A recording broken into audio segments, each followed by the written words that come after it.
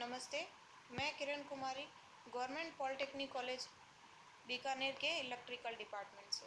आज हम पढ़ेंगे सब्जेक्ट कोड EE 305 का एक टॉपिक, और जो सब्जेक्ट का नाम है वो है कंट्रोल सिस्टम। आज जो हम ये टॉपिक पढ़ेंगे, हम ये टॉपिक लेंगे यूनिट नंबर 3 से, और जो टॉपिक का नाम है वो है राउथ हर्विट्ज स्टेबिलिटी क्राइटेरिया, जिसको हम क्या बोलते हैं, इसका दूसरा जो नाम है वो है राउथ स्टेबिलिटी क्राइटेरिया। यानी राउथ हर्विट्ज स्टेबिलिटी क्राइटेरिया आए या एग्ज़ाम में, या राउथ स्टेबिलिटी क्राइटेरिया आए, तो आपको यही एक्सप्लेन करना है।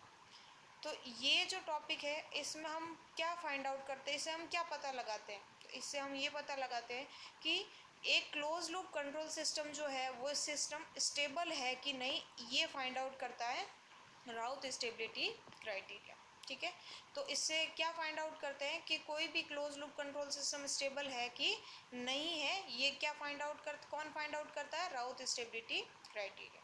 ठीक है, तो इस स्टेबिलिटी क्राइटेरिया को हम समझने के लिए हम क्या करेंगे, सबसे पहले हम एक nth ऑर्डर की क्या करेंगे, जनरल कैरेक्टरिस्टिक इक्वेशन को कंसिडर करेंगे। क्या करेंगे, हम nth ऑर्डर की जनरल कैरेक्टरिस्टिक इक्वेशन को हम कंसिडर करेंगे। तो मैंने ये एक nth ऑर्डर की जनरल कैरेक्टरिस्टिक इक्वेशन कंसिडर कर ली। ठीक है, जिसमें यहाँ पे A1, A0, A1, A2, A3 ये क्या है, इसके रियल कोफिशिएंट्स बोल सकते हैं या इसके एलिमेंट्स बोल सकते हैं।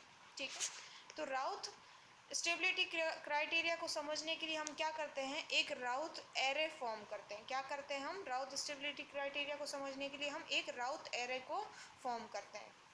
ठीक है, तो राउथ एरे को फॉर्म करने के लिए या बनाने के लिए हम क्या करते हैं, हम सिंपली क्या कर रहे हैं, इस तरीके से कुछ कॉलम्स और कुछ क्या कर देते हैं, हम रोज बना देते हैं। क्या करते हैं, कॉलम्स और रोज बना देते हैं। ये क्या हो गए, सारे कॉलम्स हो गए, और ये इस तरीके से जो ये क्या हो गई, सारी की सारी रोज हो गई।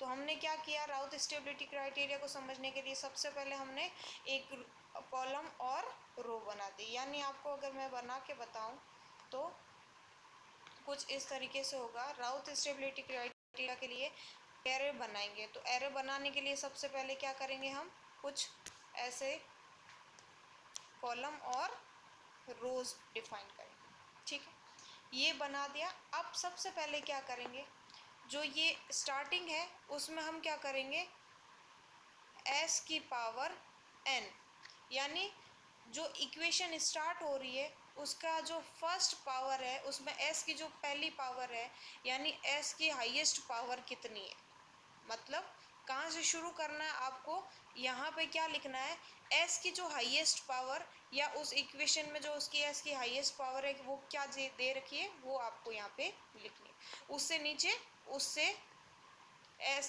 की पावर n है तो यहाँ पे क्या लिख देंगे, n-1।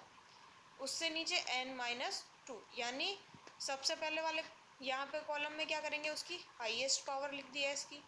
उसके बाद में उससे एक कम करते जाओ, s की पावर n-1, फिर कम करते जाओ s की पावर n-2, फिर यूं ही कम करते जाओ s की पावर n-3।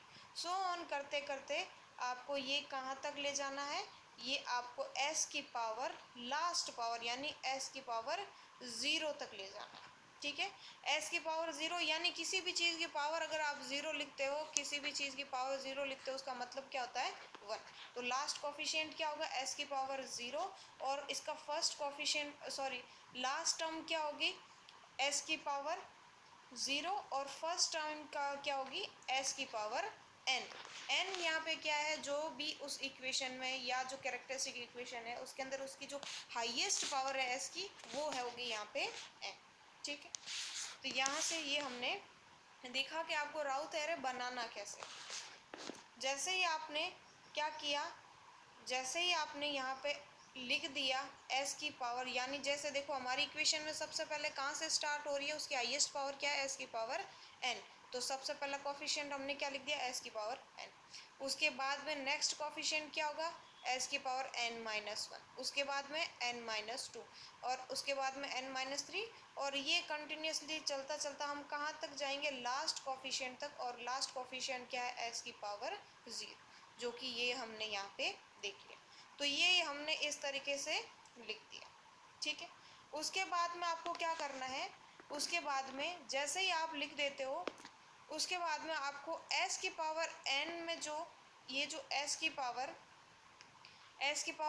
n वाली रो है, इसके अंदर आपको सबसे पहले क्या लिखना है, जो s की पावर n है उसके साथ में जो उसका रियल कोफिशिएंट है वो लिखना है। क्या करना है आपको, सबसे पहले जो फर्स्ट रो लेंगे यानी s की पावर n वाली रो लेंगे और उस रो के अंदर जो फर्स्ट एलिमेंट हम भरेंगे या कॉलम के फर्स्ट कॉलम में हम जो एक एलिमेंट भरेंगे वो कौन सा एलिमेंट होगा, जो s की पावर n के साथ में एलिमेंट है या उसके साथ जो कोफिशिएंट है वो हम यहाँ पे लिखते हैं, ठीक है।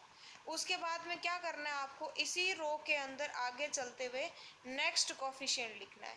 तो नेक्स्ट कोफिशिएंट या एलिमेंट आप कौन सा लिखोगे, जैसे फॉर एग्जांपल s की पावर n है तो उसके बाद में एक पावर आपको छोड़नी है यानी s की पावर n-1 छोड़नी है, तो कौन सा कोफिशिएंट लिखोगे, उसके बाद में क्या आएगा, एक छोड़ करके एक लिखना है यानी s की पावर n लिखा है तो उसके बाद में सेकंड जो कोफिशिएंट लिखेंगे हम s की पावर n-2 का जो कोफिशिएंट है वो यहाँ पे लिख देंगे यानी a2 हमने यहाँ पे लिख दिया, ठीक है। उसके बाद में आपको क्या करना है, नेक्स्ट एलिमेंट में भी आपको क्या करना है, जो आपने एलिमेंट लिखा है उससे उसके बाद का एक पावर छोड़ दो और उससे नेक्स्ट पावर का आपको एलिमेंट लिखना है यानी s की पावर n-2 के बाद में कौन सा आएगा, s की पावर n-3, तो वो आपको नहीं लिखना है, उसको आपको क्या करना है, छोड़ना है। तो और उसके बाद का एलिमेंट क्या आएगा, s की पावर n-4, तो उसका जो कोफिशिएंट जो भी होगा यानी माना कि अपन ने उसका कोफिशिएंट a4 है तो वो यहाँ पे लिख देंगे। यानी अगर फर्स्ट में है s की पावर n तो उसके बाद में यहाँ पे किसका s की पावर n का अगर कोफिशिएंट आया तो यहाँ पे सेकंड कौन सा कोफिशिएंट आएगा, s की पावर n-2, उसके बाद में क्या आएगा n-4 और सो ऑन ऐसे कर जब तक इक्वेशन ख़त्म नहीं होती तब तक आपको लिखना है, ठीक है। इसी तरीके से आपको क्या करना है, नेक्स्ट में s की पावर सेकंड रो कंसिडर करनी है। क्या करेंगे, सेकंड रो s की पावर n-1, ठीक है। तो आपको क्या करना है, उसके अंदर फर्स्ट एलिमेंट कौन सा भरोगे, जो s की पावर n-1 है उसी का कोफिशिएंट आप यहाँ पे लिख दोगे यानी इसका कोफिशिएंट क्या है a1, तो हमने यहाँ पे क्या लिख दिया a1, ठीक है। उसके बाद में आपको सेम काम यही करना है कि अगला जो हम एलिमेंट लिखेंगे वो कौन सा लिखेंगे,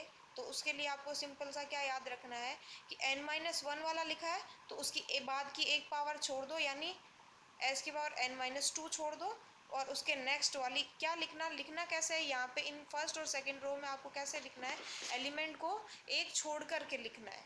यानी अगर आपने s की पावर यहाँ पे 1 वाला एलिमेंट लिखा है तो यहाँ पे कौन सा आ जाएगा, 1 के बाद में क्या आता है 2, तो वो अपन ने इसको छोड़ दिया तो उसके बाद में क्या आएगा s की पावर n-3 वाला एलिमेंट, तो माना कि इसका जो s की पावर n-3 वाला एलिमेंट जो है वो क्या है a3, तो हमने यहाँ पे क्या लिख दिया a3। उसके बाद में कौन सी पावर आएगी, s की पावर n-4, तो उसको क्या करना है, हमको छोड़ना है और उसके बाद क्या आएगा s की पावर n-5, तो n-5 का हमने मान लिया कोफिशिएंट क्या है a5, तो उसको क्या करना है नेक्स्ट कॉलम में लिखना है। तो इस तरीके से हमको क्या करना है, इस तरीके से हमको फर्स्ट और सेकंड रो को बनाना है।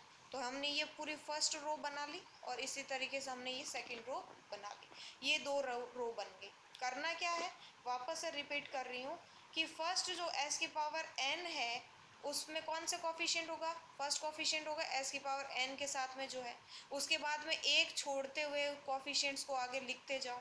इसी तरीके से सेकंड रो है, सेकंड रो में भी क्या होगा, जो s की पावर n-1 है, शुरू कहाँ से हो रही है रो, s की पावर n-1 से, तो उसका जो कोफिशिएंट है वो लिख दो और उसके बाद में एक एक पावर छोड़ते हुए नेक्स्ट इनके को सभी रो पूरी रो को हम इस तरीके से फिल कर दें। तो इस तरीके से क्या हो गई हमारी रो नंबर 1 और रो नंबर 2 क्या हो गई, क्रिएट हो गई। रो नंबर 1 और रो नंबर 2 क्या हो गई, क्रिएट हो गई। अब क्या चलते हम रो नंबर 3। रो का मतलब क्या होता है, पंक्ति, और कॉलम का मतलब तो सिंपली क्या होता है, कॉलम। तो रो का मतलब क्या है, पंक्ति। अब हम कौन सी लाइन में चल रहे हैं, थर्ड लाइन में या थर्ड पंक्ति में या थर्ड रो में चल रहे हैं। तो थर्ड रो के अंदर हमको क्या, जैसे मैंने कोई भी कोफिशिएंट मान लिया b1, तो आपको ये ध्यान रखना है कि ये b1 की वैल्यू हम निकालें कैसे। ठीक है। तो B1 की वैल्यू कैसे निकालें, तो उसके लिए आपको क्या करना पड़ेगा, B1 की वैल्यू को निकालने के लिए आपको क्या करना है, आपको जाना है रो नंबर फर्स्ट और रो नंबर सेकंड, ठीक है। तो आपको जैसे ही B1 की वैल्यू निकालनी है तो क्या करेंगे, B1 के लिए आपको क्या करना है, B1 बराबर क्या होगा, A1 मल्टीप्लाई बाय A2, यानी A1 को किससे मल्टीप्लाई करना है, A2 से, A1 मल्टीप्लाई बाय A2, ठीक है। फिर आपको लगाना माइनस का साइन, फिर क्या करना है, A0 multiply by A3, A0 multiply by A3 करना, ठीक है। इस पूरे को डिवाइड करना है किससे, A1 से, किससे डिवाइड करना है, A1 से। तो इस तरीके से आपको क्या निकालनी है, B1 की वैल्यू, यानी आपको क्या करना है, B1 की वैल्यू जब भी निकालनी है तो आपको क्या करना है, B1 से के ऊपर वाली यानी इन दोनों का क्रॉस मल्टीप्लाई करना है, माइनस इन दोनों का क्रॉस मल्टीप्लाई करना है, डिवाइड बाय A1 करना है। आया समझ में किस तरीके से आपको B1 की वैल्यू निकालनी है, जैसे मैंने यहाँ पे इसमें बता भी रखी है कि ये क्या हो गई, B1 की वैल्यू क्या हो गई, B1 की value A1 multiply by A2 minus A0 multiply by A3 divide में क्या हो गया, A1, ठीक है। इसी तरीके से आपको जब क्या निकालनी है, आपको निकालनी है वैल्यू किसकी, B1 की वैल्यू निकालनी है, तो यानी थर्ड रो का सेकंड एलिमेंट निकालना है, तो आपको कैसे निकालना है, B2 निकालना है। तो B2 के लिए आपको क्या करना पड़ेगा, सेम A1 को मल्टीप्लाई बाय करना है, लेकिन A1 को किससे मल्टीप्लाई करना है, अब इस रो को यानी ये जो सेकंड कॉलम है इसको छोड़ दो, A1 को मल्टीप्लाई करना है सीधा A4 से, यानी A1 मल्टीप्लाई बाय A4। उसी तरीके से A0 माइनस क्या करना है, सेकंड में A1 multiply by A4 minus A0 multiply by A4, ठीक है। डिवाइड बाय क्या करना है, A1। तो ये मैंने इस तरीके से बता दिया। क्या करना है आपको, जब भी B1 की वैल्यू निकालनी है तो आपको क्या करना है, B1 की वैल्यू निकालने के लिए आपको क्या करना है, आपको A1 को मल्टीप्लाई करना है किससे, A4 से, और A0 को मल्टीप्लाई करना है A5 से, और उसको माइनस करना है, यानी A1 multiply by A4 minus A0 multiply by A5 divide by क्या हो जाएगा, A1। ये क्या हो गया, B2 की वैल्यू निकल गई। इसी तरीके से अगर आपको निकालनी है, यानी नेक्स्ट एलिमेंट यहाँ पे मान लो क्या आ जाएगा, नेक्स्ट एलिमेंट यहाँ पे क्या आएगा, B3 की वैल्यू निकालनी है। तो मान लिया यहाँ पे एलिमेंट क्या होगा, A4 है, तो उसके बाद में यहाँ क्या आ जाएगा, A6, और यहाँ A5 है, तो उसके बाद में आ जाएगा A7। तो अगर आपको B3 की वैल्यू निकालनी है तो कैसे निकालोगे आप, B3 की वैल्यू निकालने के लिए वही आपको शुरू कहाँ से करना है, फर्स्ट कॉलम से, A1, फिर क्या करना है, जैसे आपको B2 की वैल्यू निकालनी थी तो ये वाली रो छोड़ी थी, अब B3 की वैल्यू निकालनी है तो ये दोनों रो छोड़ देंगे, ठीक है। उसके आगे वाली कंसीडर करेंगे, क्या करेंगे, A1 multiply by A6 minus A0 multiply by A7 divide by क्या हो जाएगा वापस से A1। आए समझ में, ये निकल गई क्या निकल गई वैल्यू B3 की। तो यहाँ से इस तरीके से हमने क्या निकाल ली, B3 की वैल्यू, ठीक।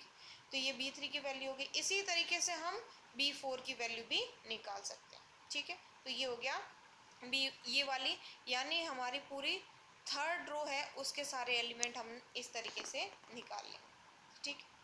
उसके बाद में हम क्या करेंगे, फोर्थ रो पे चलेंगे। तो फोर्थ रो के वैल्यू निकालने हैं, उसके सारे एलिमेंट निकालने हैं, तो उसको कैसे निकालेंगे, तो कैसे निकालेंगे उसके एलिमेंट को, सेम वही काम करना है जो हमने इससे ऊपर वाली रो में किया, यानी B1 B2 वाली रो में जो किया है वही काम हम करेंगे यहाँ पे इस रो के अंदर। कैसे निकालेंगे, जैसे मेरे को क्या निकालना है, इसका फर्स्ट कोफिशिएंट क्या है, C1 की वैल्यू निकालनी है, तो उससे जस्ट ऊपर वाली रो में जाओ, उससे ऊपर वाली रो कौन सी हो गई, ये, और उससे जस्ट ऊपर वाली दो रो, ठीक है। पहली ये वाली जो C1 की वैल्यू निकालनी है तो उससे ऊपर की दो रो आपको लेनी होगी, ठीक है। जैसे हमने क्या किया था, सेम वही काम किया था। जैसे हमने क्या किया था, B1 की वैल्यू निकाली, तो उसके लिए हमने क्या किया, उससे ऊपर की दो रो में कंसीडर करी। इसी तरीके से जब आपको क्या करना है, जब आपको वैल्यू निकालनी है C1 की, तो उससे जस्ट ऊपर वाली दो रो को कंसीडर करना है। ध्यान रखना क्या करना है, जस्ट ऊपर वाले, ऐसे नहीं कोई भी ऊपर वाली 2 रो ले ली, कौन सी, जस्ट ऊपर वाली 2 रो लेनी है और सेम काम करना जो हमने उससे पहले करा। C1 की वैल्यू निकालनी है तो क्या करेंगे, C1 की वैल्यू निकालने के लिए उससे जस्ट ऊपर में क्या है B1, तो क्या करेंगे B1 को मल्टीप्लाई कर देंगे किससे, A3 से, माइनस A1 मल्टीप्लाई बाय क्या करना है B2, डिवाइड बाय किससे करना है B1 से। ठीक है, तो यहाँ से क्या हो जाएगी, इस तरीके से किसकी वैल्यू निकल जाएगी, इस तरीके से वैल्यू निकल जाएगी C1। ये मैंने यहाँ पे निकाल के बता दी। क्या करना है, C1 की वैल्यू निकालनी है तो उससे जस्ट ऊपर वाली 2 रो कंसिडर करो। क्या करना है, B1 को मल्टीप्लाई बाय करना है A3 से, फिर A1 को मल्टीप्लाई करना है B2 से, इन दोनों को आपस में क्या कर दिया, माइनस कर दिया, यानी B1 multiply by A3 minus A1 multiply by B2, और डिवाइड किससे करना है, डिवाइड बाय B1 से। सारी इक्वेशन को किससे डिवाइड कर देंगे, B1 से। ये किसकी वैल्यू निकल गई, ये वैल्यू निकल गई हमारी C1। इसी तरीके से हम कैसे निकालेंगे, इसका जैसे सेकंड एलिमेंट निकालना है C2, तो C2 जैसे ही निकालना है तो फर्स्ट सबसे पहले क्या करना है, उससे ऊपर की 2 रो कंसिडर करनी है, तो ये कंसिडर हमने कर ली, ये वाली और ये वाली। ठीक है, अब क्या करना है, पहले कॉलम के तो दोनों एलिमेंट हमेशा लेने ही हैं, उसके बाद में जैसे ही C2 लेना है तो उससे ऊपर वाली रो को क्या करना है, छोड़ना है, उसको नहीं कंसिडर करना है। आपको क्या करना है, उससे आगे वाली रो को लेना है, यानी इस उससे आगे वाले कॉलम को लेना। जैसे आपको क्या करना है, C2 की वैल्यू निकालनी है तो क्या करेंगे, उससे ऊपर वाली 2 रो ले ली। अब क्या करेंगे, फर्स्ट कॉलम यानी इसके दोनों फर्स्ट कॉलम के तो दोनों एलिमेंट आएंगे, लेकिन जैसे C2 की वैल्यू निकालनी है तो C2 से C2 वाला जो कॉलम है उसके एलिमेंट को आपको नहीं लेना, उससे आगे वाले कॉलम के एलिमेंट को आपको लेना है। यानी यहाँ B2 है, मान लिया इसकी जगह यहाँ पे क्या है B3। ठीक है, तो C2 की वैल्यू निकालनी है तो कैसे निकालोगे, B1 मल्टीप्लाई बाय क्या होगा A5, और A1 मल्टीप्लाई बाय क्या हो जाएगा B3। तो B1 multiply by A5 minus A1 multiply by B3, divide में क्या हो जाएगा वापस से B1। तो ये मैंने इसकी वैल्यू यहाँ निकाल के बता दिया आपको। C1 की वैल्यू क्या हो जाएगी, B1 multiply by A5 minus A1 multiply by B3 divided by B1। ठीक है, इसी तरीके से हम सारी की सारी क्या करेंगे, इसी तरीके से हम ये सभी रोज को बना लेंगे। क्या करना, वापस से जैसे नेक्स्ट आपको लेनी है, इससे आगे वाली रो लेनी है, जैसे s की पावर n-4 वाली रो लेनी है, तो उसके कोफिशिएंट हमने मान लिया, क्या है मान लिया D1 D2 D3। ठीक है, तो आपको एक और निकाल के बता देते हैं। अगर आपको D1 की वैल्यू निकालनी है तो कैसे करोगे, तो सबसे पहले उससे D1 वाली जो रो है उससे ऊपर वाली दो जस्ट ऊपर वाली 2 रो को कंसिडर कर लो। फिर जैसे D1 की वैल्यू निकालनी है तो क्या होगा, D1 इज इक्वल टू क्या हो जाएगा, D1 इज इक्वल टू क्या हो जाएगा, क्या करना है, D1 के ऊपर फर्स्ट कॉलम के तो एलिमेंट सारे लेने ही है दोनों के दोनों, तो क्या हो जाएगा C1 मल्टीप्लाई बाय B2, क्या हो जाएगा C1 multiply by B2 minus B1 multiply by क्या होगा C2, B1 मल्टीप्लाई बाय क्या होगा C2, और डिवाइड में क्या हो जाएगा, डिवाइड बाय क्या हो जाएगा C1। इसी तरीके से D1 निकाल दिया, इसी तरीके से D2, और सभी इस रो के सभी एलिमेंट निकालेंगे। और इसी तरीके से सभी के सभी जब एलिमेंट निकल जाएंगे लास्ट एलिमेंट तक आपको क्या करना है, यही सेम प्रोसेस फॉलो करना है। ठीक है, तो ये आपने इस तरीके से क्या बनाया है, राउथ एरे बनाया। क्या करना है, इस तरीके से आपको क्या करना है, राउथ एरे को फॉर्म करना है। तो एक बार जब आपका राउथ एरे बन जाएगा, ये क्या बन गया आपका पूरा का पूरा राउथ एरे। इस तरीके से जब आप राउथ एरे बना दोगे तो उसके बाद में आपका मोटो या आपका जो एम है वो क्या है, इससे हम सिस्टम की स्टेबिलिटी को फाइंड आउट करेंगे। ठीक है, तो अब इससे आप स्टेबिलिटी कैसे फाइंड आउट कर सकते हो, तो इसके लिए आपको इसकी डेफिनेशन समझनी पड़ेगी। तो क्या करेंगे, सबसे पहले राउथ स्टेबिलिटी क्राइटेरिया से अगर आपको स्टेबिलिटी के बारे में जानना है कि सिस्टम स्टेबल है या अनस्टेबल या मार्जिनली स्टेबल, तो उसके लिए सबसे पहले हम क्या करेंगे, राउथ एरे बनाएंगे। एक बार जब राउथ एरे बन गया तो उसके बाद में नेक्स्ट स्टेप क्या करेंगे, उसके बाद में हम लेंगे इस राउथ एरे का जो ये फर्स्ट कॉलम है, क्या करेंगे, राउथ एरे का जो ये फर्स्ट कॉलम है इसको लेंगे। ये वाला फर्स्ट कॉलम नहीं है, ध्यान रखना आप, कंफ्यूज नहीं होना, ये फर्स्ट कॉलम नहीं मानेंगे, ये तो क्या है एस की पावर वाला है। आपको कौन सा फर्स्ट कॉलम लेना है, जो क्या है फर्स्ट कॉलम कौन सा लेना आपको लेना है ये जो इनके कोफिशिएंट वाला जो फर्स्ट कॉलम है वो। तो ये इसका क्या हो गया फर्स्ट कॉलम, तो आपको इस फर्स्ट कॉलम को लेना है और देखना आपको ये है कि फर्स्ट कॉलम के जो जितने भी एलिमेंट है क्या करना है, फर्स्ट कॉलम के जितने भी एलिमेंट है उनके साइन जो है, उनके जो साइन है वो क्या होने चाहिए, सभी के सेम होने चाहिए। क्या होने चाहिए, इनके सभी के साइन क्या होने चाहिए, सेम होने चाहिए। यानी ये जो सभी एलिमेंट है इनके साइन सेम होने चाहिए, यानी या तो सभी के सभी पॉजिटिव होने चाहिए या सभी के सभी नेगेटिव होने चाहिए। ठीक है, ये तो क्या है पहली कंडीशन। और दूसरी कंडीशन क्या है, कोई भी जो रो है, चाहे ये जो जितनी भी रोज हैं, ये जितनी भी रोज है उनमें से कोई भी रो ऐसी नहीं होनी चाहिए जिसके सारे के सारे एलिमेंट क्या होने चाहिए, ज़ीरो। कोई भी ऐसी रो नहीं होनी चाहिए जिसके सारे एलिमेंट क्या हो, ज़ीरो। यानी अगर राउथ एरे से स्टेबिलिटी फाइंड आउट करना है तो सिस्टम स्टेबल कब होगा, तो सिस्टम कब स्टेबल होगा, एक सिस्टम तभी स्टेबल होगा जब क्या होगा, ये जो फर्स्ट कॉलम है, जो ये फर्स्ट कॉलम है इसके सभी एलिमेंट के साइन क्या हो, सेम हो। यानी या तो सभी साइन क्या हो पॉजिटिव हो या सभी साइन क्या हो नेगेटिव हो। दूसरी कंडीशन क्या है, ये आपकी जितनी भी रोज हैं, क्या है, जितनी भी रोज हैं सभी रोज में से कोई भी रो ऐसी नहीं होनी चाहिए जिसमें से क्या हो, जिसके सारे के सारे एलिमेंट क्या हो, ज़ीरो। कोई भी रो नहीं होनी चाहिए, कोई भी रो ऐसी, एक सिंगल रो भी ऐसी नहीं होनी चाहिए जिसके सारे एलिमेंट ज़ीरो। हाँ, एक एलिमेंट ज़ीरो हो सकता है, दो एलिमेंट ज़ीरो हो सकता है, लेकिन सभी एलिमेंट ज़ीरो नहीं हो सकते। लेकिन जैसे अपन बात करते हैं लास्ट वाले, ठीक है, जैसे एस की पावर 0 वाली रो है तो उसके अंदर एलिमेंट कितना होगा, एक ही एलिमेंट होगा। ठीक है, वो एक एलिमेंट जो होगा वही अगर 0 हो जाएगी तो वो रो क्या हो जाएगी, कम्प्लीटली 0 वाली रो हो जाएगी। क्या हो जाएगी, वो रो कम्प्लीटली 0 वाली रो हो जाएगी। तो वो अब क्या होगा, ये इसमें एक ही एलिमेंट है वो 0 हो गई, तो ये रो हो जाए क्या होगी, कंप्लीट रो क्या हो गई, 0 रो हो गई।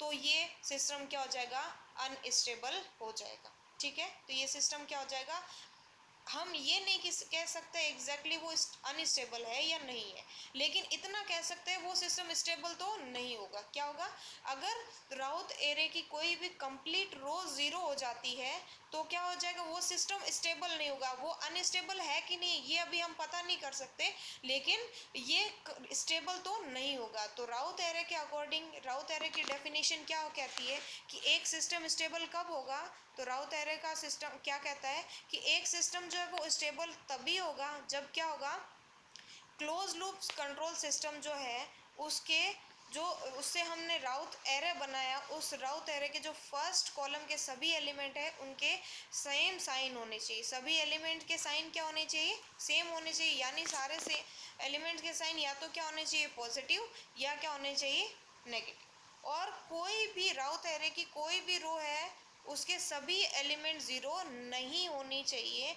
यानी कोई भी रो कम्प्लीटली 0 नहीं होनी चाहिए, तभी सिस्टम क्या होगा, स्टेबल होगा। तभी सिस्टम क्या होगा, स्टेबल होगा। ठीक है, अब अगर सिस्टम स्टेबल है तो अच्छी बात है, अगर सिस्टम स्टेबल नहीं है तो आपको क्या ध्यान में रखना, अगर सिस्टम स्टेबल नहीं है तो जितने भी फर्स्ट कॉलम के अंदर जितने भी साइन चेंजेस होंगे, साइन चेंजेस यानी पॉजिटिव से नेगेटिव और नेगेटिव से पॉजिटिव, जितने भी साइन चेंजेस होंगे उतने सिस्टम के अंदर क्या होंगे, उतने के वो सिस्टम क्या होंगे, जितने नंबर ऑफ साइन चेंजेस होंगे उतने नंबर ऑफ एलिमेंट क्या होंगे, एस प्लेन के राइट हैंड साइड में लाई करेंगे, यानी राइट हैंड साइड में एग्जिस्ट करेंगे।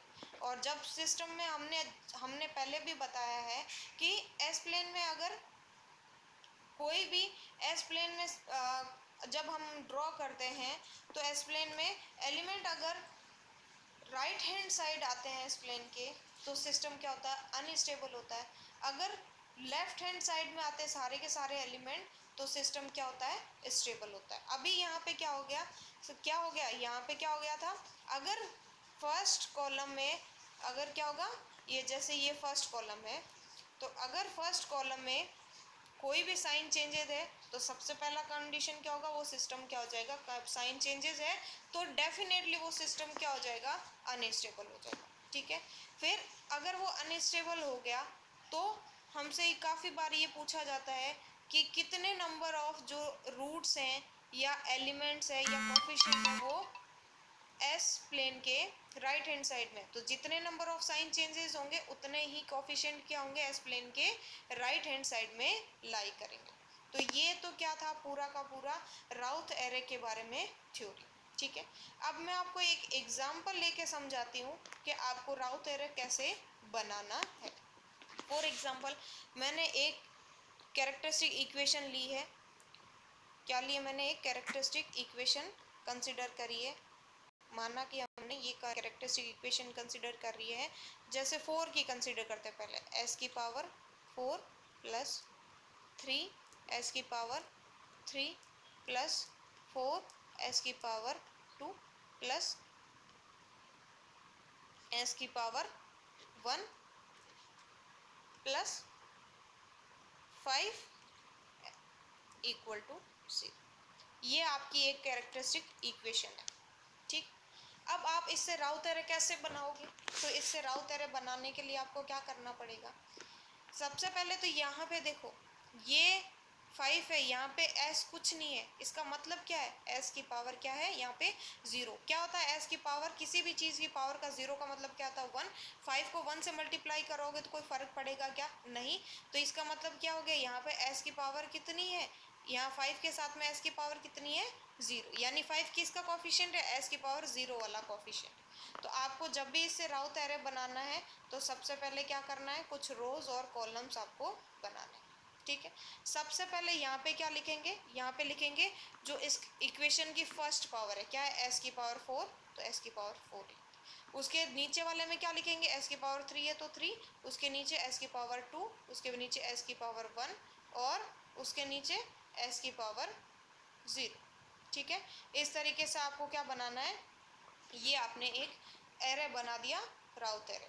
ठीक है, अब आपको इस फर्स्ट दो रो की आपको क्या भरने हैं, कोफिशिएंट भरने हैं। तो कोफिशिएंट कैसे भरोगे, इनके कोफिशिएंट भरना है तो सबसे पहले क्या है, यहाँ पे s की पावर 4, तो s की पावर 4 का जो कोफिशिएंट है वो लिख दो। क्या कोफिशिएंट, कुछ भी नहीं है, कुछ भी नहीं, इसका मतलब क्या होता है 1, तो हमने क्या लिख दिया 1। उसके बाद में हमने क्या कहा था कि इसमें सेकेंड एलिमेंट आपको क्या भरना है, इसमें कौन सा कोफिशिएंट लिखना है, आपको क्या करना है, s की पावर जैसे 4 है तो 4 के बाद में क्या आएगा s की पावर 3, उसको आपको क्या करना है, छोड़ना है। आपको क्या करना है, एक छोड़ करके एक भरना है, यानी s की पावर 3 वाला भरना है। 3 वाला आपको नहीं भरना है, क्या भरना है, s की पावर 4 के बाद में 3 वाला छोड़ दिया, तो अब क्या भरेंगे, s की पावर 2 वाला। तो s की पावर 2 वाला, तो इसका कोफिशिएंट क्या, देखो यहाँ पे साइन क्या पॉजिटिव, तो यहाँ पे क्या हो गया प्लस का 4, आपको साइन का भी ध्यान रखना है। ठीक है, प्लस का। उसके बाद में क्या कोफिशिएंट आएगा, अब s की पावर 2 का भर दिया, तो अब क्या होगा, नेक्स्ट कोफिशिएंट क्या है, s की पावर 1, उसको आपको क्या करना है, छोड़ना है। तो अब नेक्स्ट आप क्या करोगे, s की पावर, नेक्स्ट इसका कोफिशिएंट हमने छोड़ दिया, तो उसके बाद में नेक्स्ट क्या आएगा, s की पावर 0, तो यहाँ पे ये क्या होगी, s की पावर 0, तो इसका कोफिशिएंट हम क्या है 5, तो हमने 5 लिख दिया। नेक्स्ट रो क्या है, अभी इक्वेशन खत्म हो गई, तो यहाँ से क्या हो गया, ये रो क्या हो गई, कंप्लीट बन। अब s की पावर 3 वाली बनानी है तो क्या करेंगे, s की पावर 3 वाला कोफिशिएंट लिख देंगे। क्या कोफिशिएंट है, तो साइन देखो पहले क्या है, प्लस, तो प्लस है, फिर कोफिशिएंट कितना 3, तो 3। प्लस को लिखने की ज़रूरत नहीं है, फिर भी आप लिखना चाहते हो तो हर एलिमेंट के साथ में लिख सकते हो, लेकिन प्लस आप क्या लेते हो, बाय डिफ़ॉल्ट लेते हो, तो उसमें प्लस लिखने की ज़रूरत नहीं होती। s की पावर 3 के बाद में आपको क्या करना है, एक पावर छोड़नी है, यानी s की पावर 2 छोड़नी है, यानी ये वाला कोफिशिएंट आपको नहीं लिखना है। उसके बाद में कौन सा लिखना है, s की पावर 1 वाला कोफिशिएंट, तो s की पावर 1 है, इसका कोफिशिएंट कितना है, कुछ भी नहीं है, यानी क्या होगा 1, और साइन कैसा प्लस, तो ये क्या हो गया प्लस का 1, ये लिख दिया। उसके बाद में क्या आएगा, कुछ भी नहीं है, तो नेक्स्ट में आप क्या लिख दो 0। ऊपर वाले में भी आप यहाँ लिखना चाहो तो नेक्स्ट में यहाँ पे आप 0 लिख सकते हैं। तो ये क्या हो गई, दोनों रो बन गए। फिर आपको कैसे फॉर्मूले से ये s की पावर 2, s की पावर 1 और s की पावर 0 के कोफिशिएंट निकाल। ठीक है, ये तो हो गया सिंपल एग्जाम्पल। आपको एक और एग्जाम्पल देके बताते हैं कि आपको दिक्कत कहाँ हो सकती है। ठीक है, तो इसके लिए अपन नेक्स्ट एग्जाम्पल कंसिडर करते हैं। नेक्स्ट एग्जांपल लेते हैं। जैसे मैंने ले लिया एक इक्वेशन ले ली s की पावर, हम कंसिडर करते हैं कि जैसे मैंने इक्वेशन ले ली s की पावर 6 प्लस 5 s की पावर 5 प्लस 3 s की पावर 3 प्लस 2 s की पावर 2 प्लस s की power 1 plus 5 is equal to 0। ठीक है, तो ये आपने एक इक्वेशन ले ली। अब इस इक्वेशन से आपको क्या करना है, राउथ एरे बनाना है। तो राउथ एरे के लिए सबसे पहले वही क्या करेंगे काम, हम कुछ रोज और कुछ कॉलम्स को कंसिडर करेंगे। तो ये कुछ रोज हो गई और हम क्या करेंगे, कुछ कॉलम्स को कंसिडर करेंगे। ठीक है, तो ये हमने कुछ रोज और कुछ कॉलम्स को बना दिया। ठीक है, सबसे पहले क्या लिखेंगे यहाँ पे, जो हाईएस्ट पावर है क्या है s की पावर 6, उसके बाद में क्या आ जाएगी, उसके बाद में आएगी s की पावर नीचे 5, फिर आपको सिंपल ही लिखना है, फिर s की पावर 4, फिर s की पावर 3, फिर s की पावर 2, फिर s की पावर 1 और लास्ट क्या हो जाएगा s की पावर 0। ठीक है, ये अब आपको क्या करना है, फर्स्ट ये दो रोज को फिलअप करना है। तो फिलअप करने के लिए सबसे पहले क्या करना है आपको, जैसे s की पावर 5 है, हाईएस्ट पावर ये कौन सा s की पावर 6 है, तो 6 वाला जो एलिमेंट है उसका कोफिशिएंट लेंगे, या कोई और कोफिशिएंट नहीं है तो वो क्या हो जाएगा प्लस का। उसके बाद में 6 के बाद में क्या आएगा 5, तो उसकी पावर को हमको क्या करना है, छोड़ना है। उसके बाद में क्या लिखना है, अब अगर आप एक इस इक्वेशन के अकॉर्डिंग एक छोड़ के लिखोगे, यानी पहले ये लिख दिया इसका छोड़ दिया, तो अब क्या लिखेंगे, ये वाला लिखेंगे, तो यहाँ क्या आ जाएगा 3, तो ये आपका क्या हो जाएगा, गलत हो जाएगा। गलत कैसे हो जाएगा, हम यहाँ पे एलिमेंट कौन सा लिखते हैं, हम s की पावर के अंदर एक छोड़ करके एक छोड़ते हैं, ना कि इक्वेशन में छोड़ के लिख दिया, यानी यहाँ ये लिख दिया फिर इसको छोड़ दिया, ये लिख दिया फिर इसको छोड़ दिया, ऐसे कभी नहीं करना चाहिए। आपको क्या करना है, s की पावर के अंदर एक छोड़ करके एक लिखना है, यानी s की पावर का 6 का लिख दिया आपने एलिमेंट, तो अब आपको क्या करना है, s की पावर 5 वाला एलिमेंट छोड़ना है। तो कौन सा लिखना है, s की पावर 4 वाला एलिमेंट लिखना है। क्या इस इक्वेशन में s की पावर 4 का कोई एलिमेंट इसमें है, नहीं, यहाँ पे s की पावर 4 का कोई एलिमेंट नहीं है, यहाँ पे नहीं है, तो इसका मतलब आपको क्या करना है, नहीं है तो कोई बात नहीं, इसका एलिमेंट क्या हो जाएगा, 0 हो जाएगा। तो आपको क्या लिखना है, यहाँ पे 0 लिखना, ना कि 3। तो यही बेसिक गलती क्या स्टूडेंट्स करते हैं, तो इस गलती को आपको ध्यान में रखना है। क्या करना है, s की पावर 6 के बाद में कौन सा कोफिशिएंट लिखोगे, s की पावर 4। अब यहाँ पे इस इक्वेशन में s की पावर 4 नहीं है, तो आपको क्या करना है 0। फिर आपको क्या करना है, s की पावर 4 का लिख दिया, तो अब क्या करेंगे हम, s की पावर 3 वाला लिखेंगे क्या, नहीं, क्योंकि s की पावर 3 को छोड़ना है। फिर क्या लिखेंगे, s की पावर 2, तो s की पावर 2 इसमें देखो इक्वेशन में है, हाँ है, तो ये क्या हो गया s की पावर 2 का एलिमेंट। और एलिमेंट क्या है, साइन का भी ध्यान में रखना, देखो आपको क्या है प्लस का 2, तो यहाँ पे लिख दिया प्लस का 2। अब s की पावर 2 वाला लिख दिया, तो उसके बाद में क्या आएगा, s की पावर 1, उसको क्या करना है आपको छोड़ना है, तो उसके बाद में क्या आ जाएगा s की पावर 0, तो ये क्या हो गया s की पावर 0 का एलिमेंट। और इसको आपको क्या करना है, यहाँ लिखना है, साइन को भी साथ में लिखना है, क्या है प्लस का 5, तो प्लस का 5। इक्वेशन खत्म हो गई। आप नेक्स्ट में यहाँ 0 लिखना चाहते हो तो लिख दो, नहीं तो कोई बात नहीं। आप क्या हो जाएगा, नेक्स्ट इसमें सेकंड रो में आओ। सेकंड रो में आपको क्या करना है, फर्स्ट एलिमेंट कौन सा लिखना है, s की पावर 5 वाला, तो s की पावर 5 वाला लिखना है। तो यहाँ पे क्या हो जाएगा, इसका कोफिशिएंट कितना है, प्लस का 5, तो ये मैंने क्या लिख दिया, प्लस का 5। अब आपको क्या करना है, s की पावर 5 वाला लिख दिया, तो अब क्या करना है, s की पावर 4 वाला छोड़ना है, जो कि वैसे भी नहीं है, छोड़ दिया। उसके बाद में क्या लिखना है, s की पावर 3 वाला, तो इसमें s की पावर 3 वाला के कौन सा कोफिशिएंट है, यहाँ पे प्लस का 3, तो ये मैंने 3 लिख दिया। अब क्योंकि अगर आप इक्वेशन से देख के लिखते तो क्या लिखते, यहाँ पे क्या लिखते, 5 के बाद में क्या लिखते, 2 लिखते, तो गलत हो जाता। ठीक है, तो आपको ध्यान रखना है s की पावर में ही एक छोड़ करके एक लिखना। अब s की पावर 3 वाला लिख दिया, फिर s की पावर 2 छोड़ देंगे, तो s की पावर 1 वाला लिखेंगे। 1 का कोफिशिएंट कितना है, कुछ भी नहीं है, यानी 1 है, तो 1 लिख दिया। फिर नेक्स्ट में 0 लिख दो, तो ये क्या हो गई, इस तरीके से ये एलिमेंट फर्स्ट और सेकंड रो के एलिमेंट फिलअप हो गए। फिर बाकी रोज के एलिमेंट हम क्या करेंगे, हम फॉर्मूले से निकालेंगे। तो इस तरीके से क्या हो जाएगा, आपको क्वेश्चंस में फर्स्ट और सेकंड रो को इस तरीके से फिलअप करना है। ध्यान रखना इसमें गलती ना हो, ठीक है।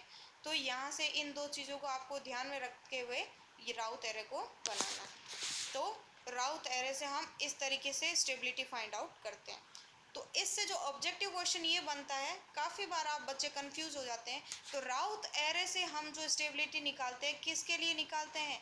राउथ एरे से आप हमेशा ही किसकी निकालते हैं? क्लोज लूप कंट्रोल सिस्टम की स्टेबिलिटी फाइंड आउट करते हैं। क्या करते हैं हम? क्लोज लूप कंट्रोल सिस्टम की स्टेबिलिटी को फाइंड आउट करते हैं। तो ये क्वेश्चन पूछा जाता है कि राउथ एरे से किस सिस्टम की स्टेबिलिटी को फाइंड आउट किया जाता है? क्लोज लूप कंट्रोल सिस्टम की या ओपन लूप कंट्रोल सिस्टम की या दोनों की या दोनों में से किसी की नहीं। तो आंसर क्या होगा? क्लोज लूप कंट्रोल सिस्टम की स्टेबिलिटी को हम राउथ एरे से फाइंड आउट किया जाता है। अगर कोई ओपन लूप कंट्रोल सिस्टम है तो उससे हम उसकी स्टेबिलिटी को फाइंड आउट नहीं कर सकते। उसके लिए हमको क्या करना पड़ेगा? उस ओपन लूप कंट्रोल सिस्टम का हमको क्या करना पड़ेगा? क्लोज लूप कंट्रोल सिस्टम बनाना पड़ेगा।